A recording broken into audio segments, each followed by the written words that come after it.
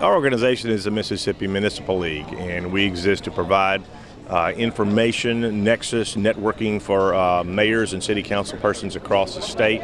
We meet on a couple of bases. We have two major statewide meetings. The one here on the coast is the annual meeting and the Midwinter Conference in Jackson.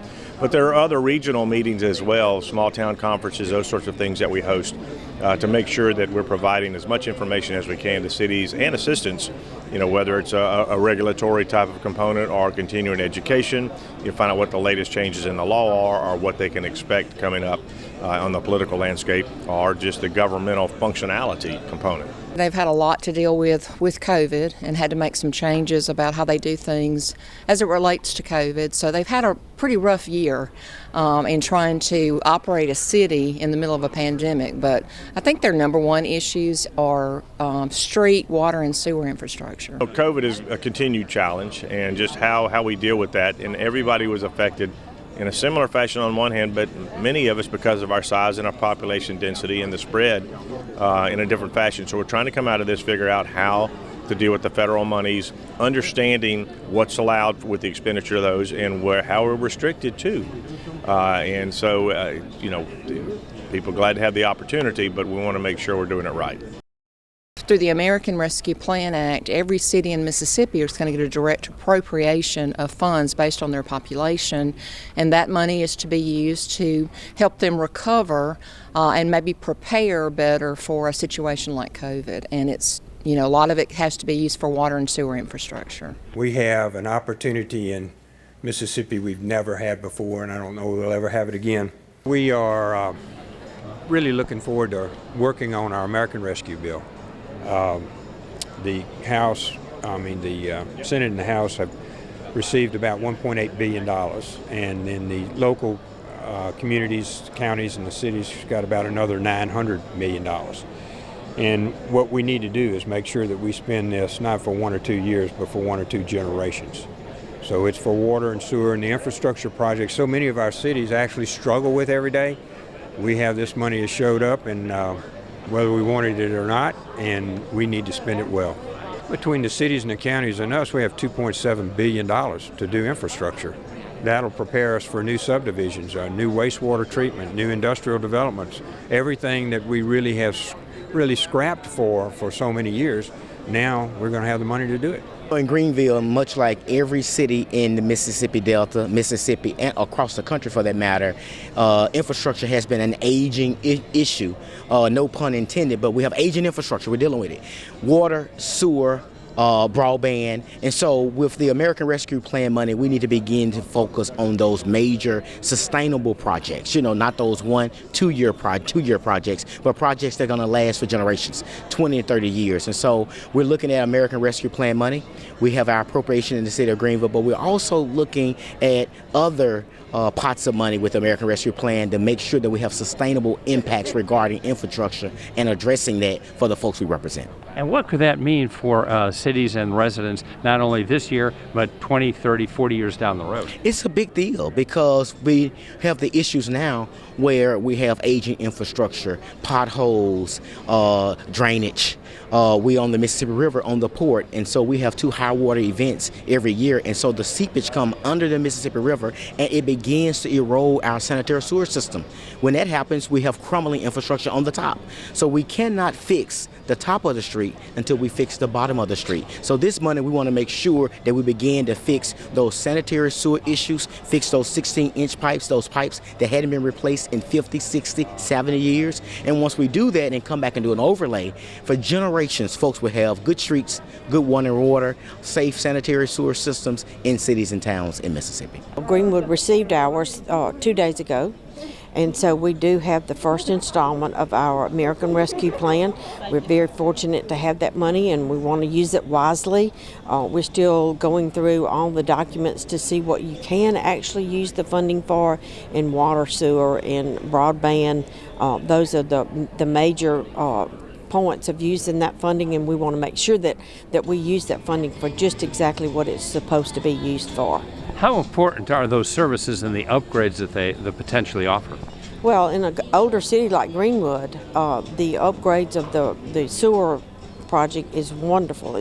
We can use that money very wisely, lining pipes that have been caving in repeatedly over the years. So we're excited to have money to finally maybe line some of the sewer pipes in the city of Greenwood. Yes. Right now we're looking at projects that we believe are kind of long-term game-changing projects. Of course, Hattiesburg has a consent decree right now with the Department of Justice regarding sanitary sewer overflows, so there's a good chance that a large portion of our ARPA money will go to sewer repairs and replacements.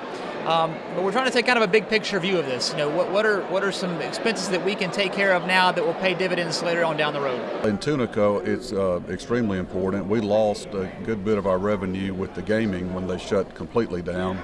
And so these funds will help us, with a lot of the infrastructure and other improvements that we should have been doing that we'll now be allowed to do. It would be extremely resourceful. I come from a small town. Our population on voting record is a little bit over 1,200. So I come from a small town to where we rarely have resources. So the American Rescue Plan it's going to come in great as far as resources to where we can increase the broadband. We rarely have budget for sewer, water supplies, and resources. So it came in a time of need.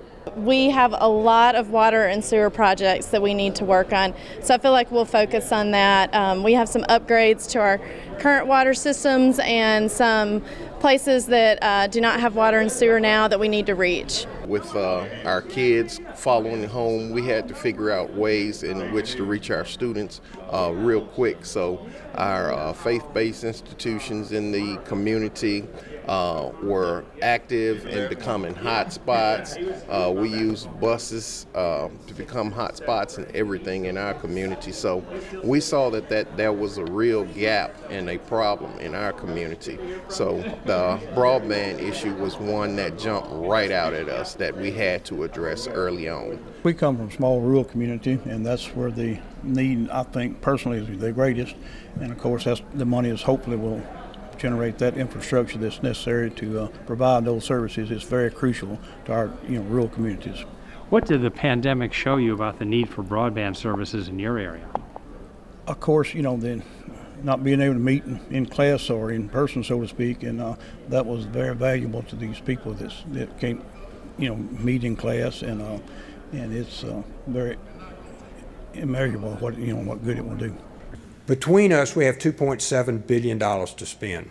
It is clear that it is to be spent on water, sewer, broadband, and tourism. I anticipate that the state government will, again, last year we did this with CARES Act money, devote a portion of that to tourism. So your focus is going to be on water and sewer. That's what and broadband, water and sewer. That's what the money is. That's what the law requires us to do. That's when you come back to the legislature this year, conceivably, we could match how much money you got. You got $900 million. The state could actually, through its Senate and the House, could match that $900 million. So when you got $2 million for your town or $800,000 for your town, you could conceivably get $1.6 million for your town. The key to that is that you be properly planned on what you're going to do with the money, that it doesn't need to be spent for 1 or 2 years. It's 1 or 2 generations. What you're going to do is plan the future for your city and your county. That's what's going to happen. When you put in that extra water treatment plant that'll allow industry to come, when you build that water and sewer down that road where the subdivisions will be built, where you replace aging infrastructure so that people stay in your town, all of that is going to be done out of this. We need to pay particular attention that we spend this money well. When you come to the legislature, I want to tell you clearly, have your points made, have your work done, your county supervisor, your environment, all the things you have to deal with, have those done where you can say, I need money for X.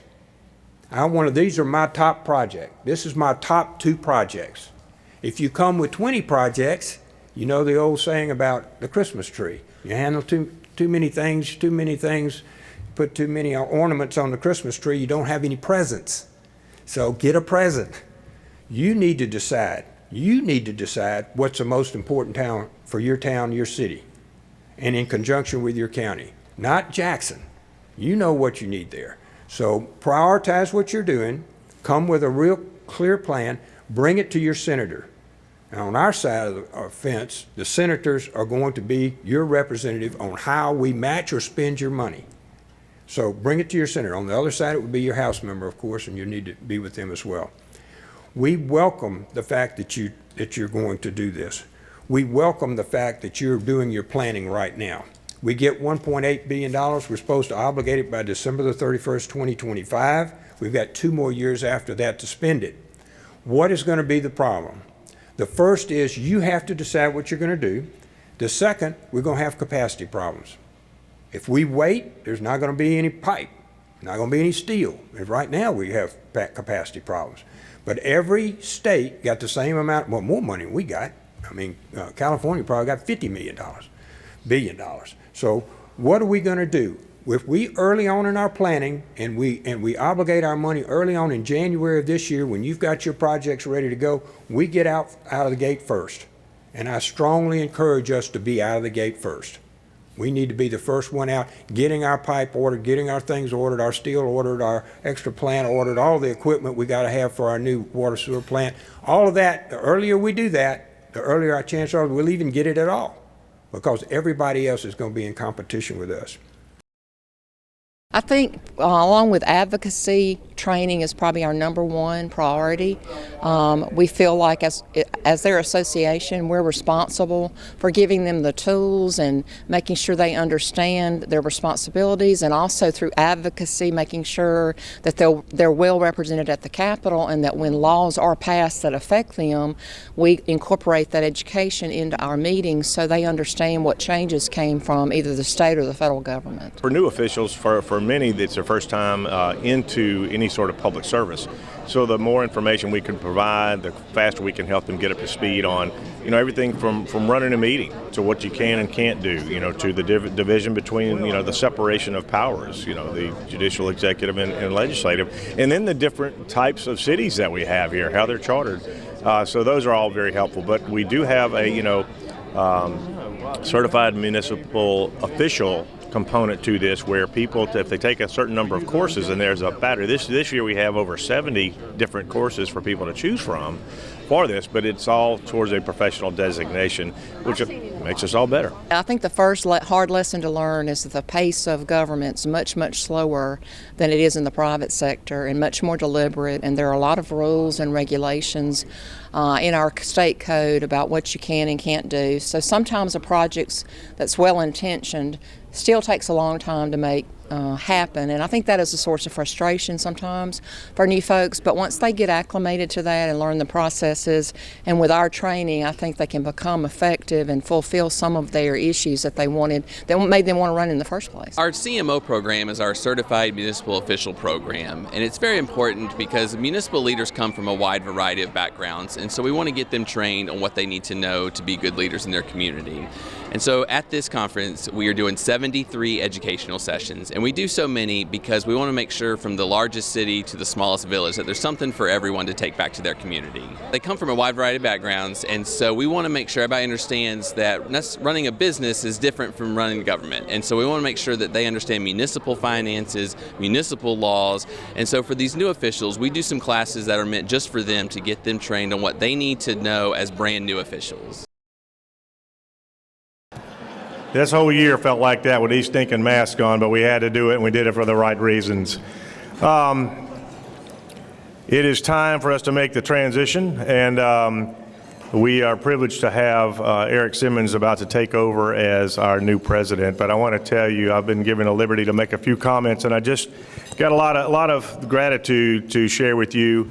As much for the example that you set on a regular basis as anything else, and the integrity and resilience you have shown over what has been a very, very difficult season, or certainly a different season for a lot of us.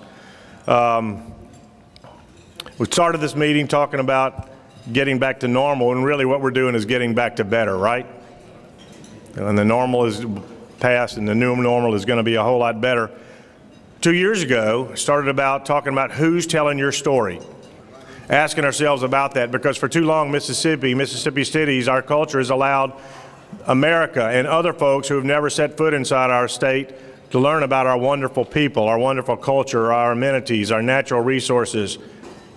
They're telling our story, and it's time we started telling our own. And it doesn't matter what size our city is, whether it's large or small, we have so many things in common and so many opportunities to build upon and be that example. You know, size isn't as important as drive and commitment and the vision and the belief in your community and its potential. Set in our own destiny, charting our own course.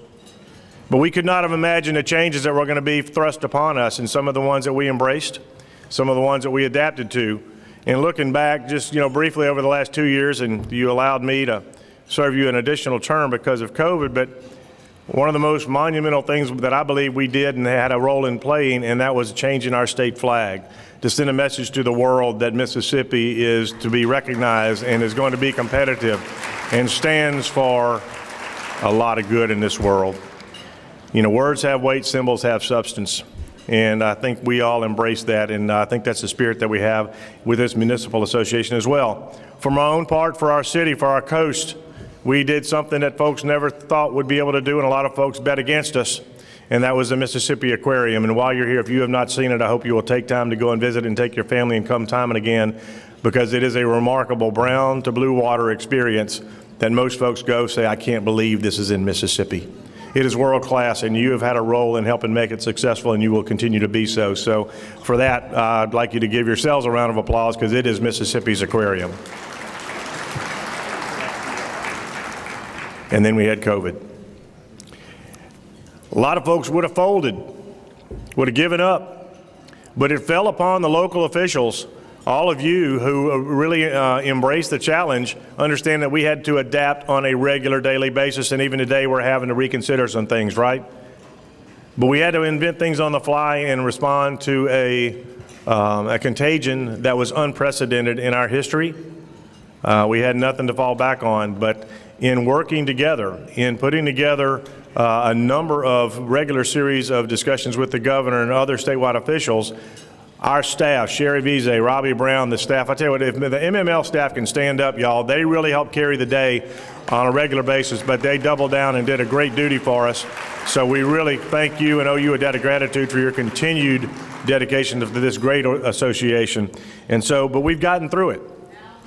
And anytime we learn more, we tend to come out better. And now we have a new slate, new crew of folks who decided to seek public office, and I want to thank you for that.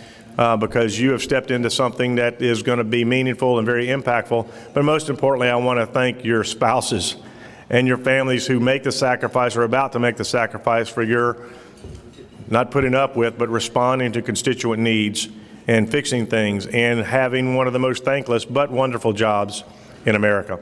I want to thank my wife, Paula, in particular. If y'all will allow her to just recognize her. She doesn't like the spotlight, but let me tell you, she allowed me to step up and serve you. So I love you, babe. And my work wife, Rebecca, she really makes things happen around City Hall. I'm the 4th or 5th mayor she's trying to train, and it's not going too good for her, but she really has made things go for us as well. So I want to thank her for that, and thank God Almighty for these blessings and opportunities that we have. So with that, I just I can't thank you enough. I'm grateful to have been given this opportunity, this privilege to serve you. So thank you, and God bless. At this point, now I'd like to call our new president, Eric Simmons of Greenville, to come forward, and I'd like to pass the gavel along, and he's gonna put you not to sleep, but he'll illuminate you with some some really great remarks. But you talk about a team. I could not have had a better teammate than Eric Simmons, and it has become a fast friendship that was going to last forever. So I'm grateful to have his example as well, his enthusiasm, and the leadership that he has already provided and will continue to do so. So Eric Simmons, everybody.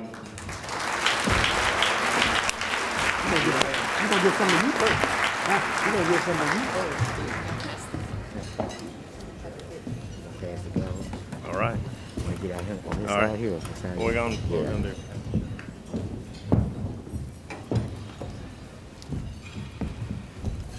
Here's the actual gavel. You can't have it yet.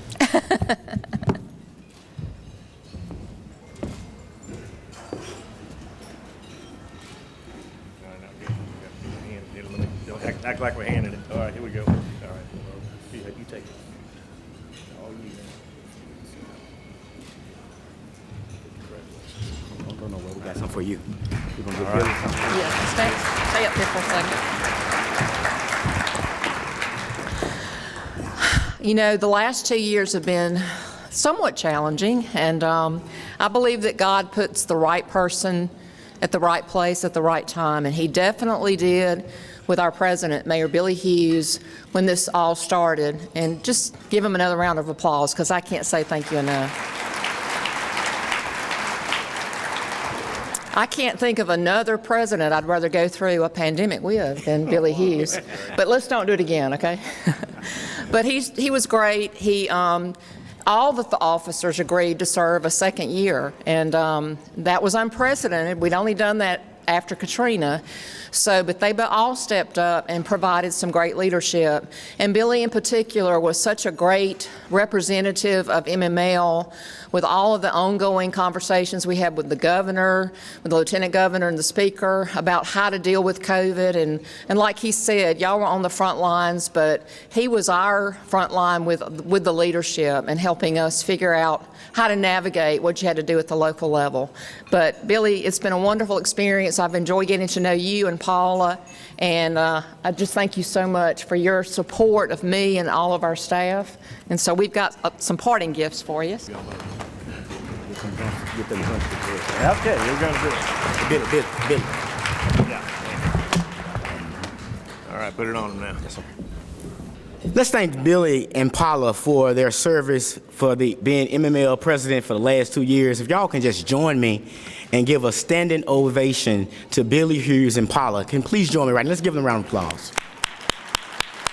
Billy and Paula, we love you, and we thank you all so much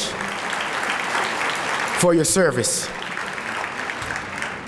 To all the elected officials and members of the Mississippi Municipal League, I say thank you for the honor of being here today and for your faith and trust in electing me to become president of the Mississippi Municipal League.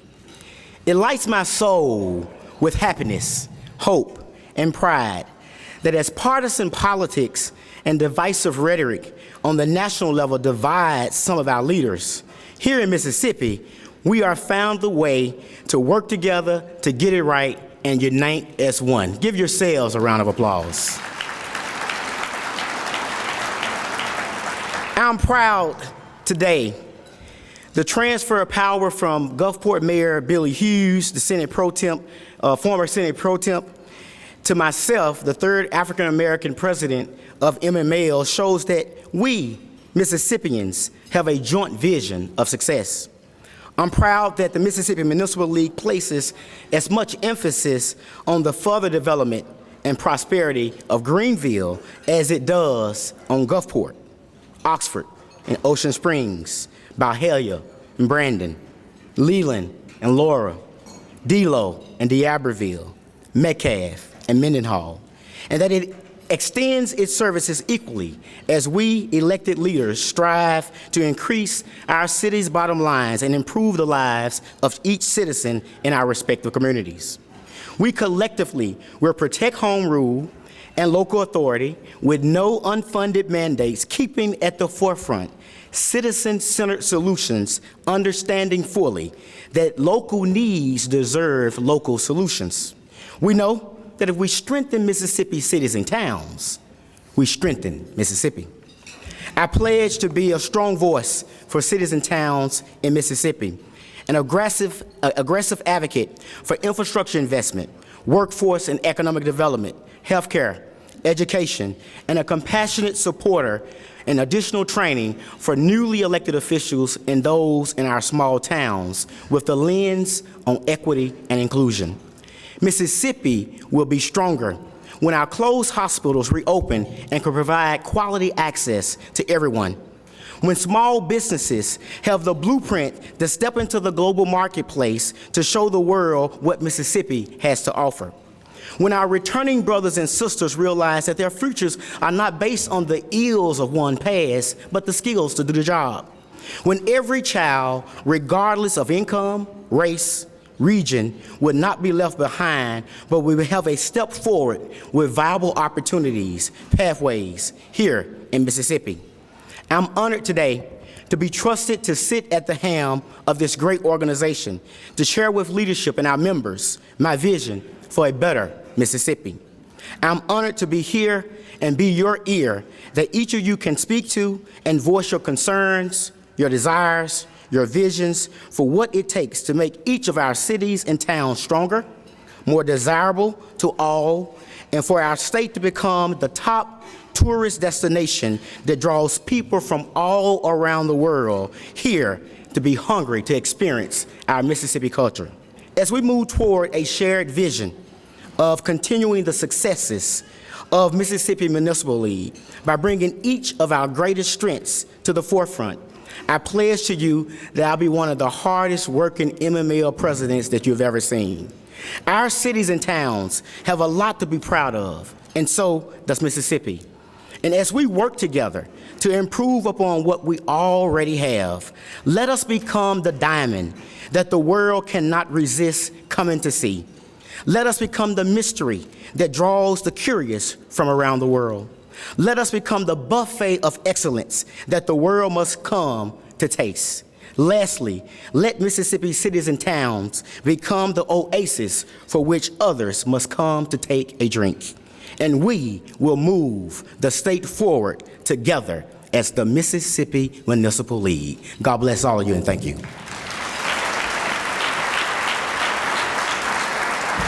How can people get more information? They can go to our website at mmlonline.com, or visit us on Facebook or Twitter, or they can call us at 601-353-5854.